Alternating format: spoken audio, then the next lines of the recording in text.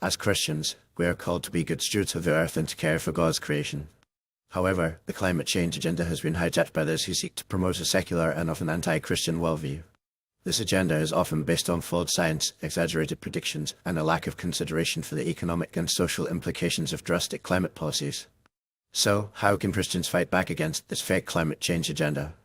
First and foremost, Christians must be informed about the issues. We must educate ourselves about the science behind climate change, as well as the policies and agendas being promoted in the name of climate action.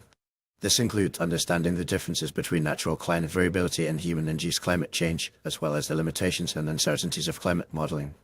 By being informed, Christians can effectively counter misinformation and myths that are often perpetuated by climate alarmists.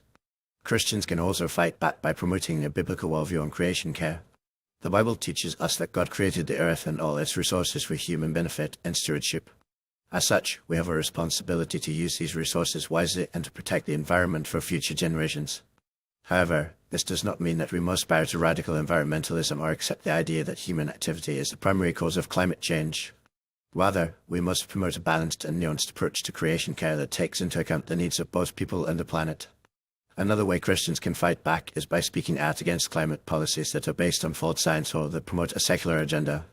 This includes opposing policies such as carbon taxes, cap and trade schemes, and renewable energy mandates that can have devastating effects on the economy and on low-income families. Christians can also support organizations and politicians that promote a balanced approach to climate policy, one that takes into account the needs of both people and the planet. In addition, Christians can fight back by promoting alternative solutions to climate change. For example, Christians can support the development of clean and efficient energy technologies, such as nuclear power and natural gas, that can provide reliable and affordable energy while minimizing environmental impact. Christians can also promote sustainable agriculture and forestry practices that can help to sequester carbon dioxide and promote ecosystem health. Christians can also fight back by engaging in the public square and promoting a biblical worldview on climate change. This includes writing letters to elected officials, participating in public debates and forums, and using social media to promote a balanced and nuanced approach to climate policy. By engaging in the public square, Christians can help to counter the dominant narrative on climate change and promote a more balanced and biblical approach to creation care. Finally, Christians can fight back by praying for wisdom and guidance on these issues. As Christians, we believe that God is sovereign over all things, including the climate and the natural world. By praying for wisdom and guidance, we can seek God's perspective on these issues and ask for His guidance and direction as we seek to promote a biblical worldview on climate change.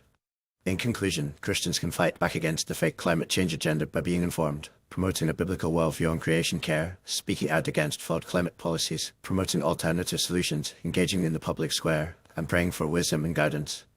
By taking these steps, Christians can help to promote a more balanced and nuanced approach to climate policy, one that takes into account the needs of both people and the planet.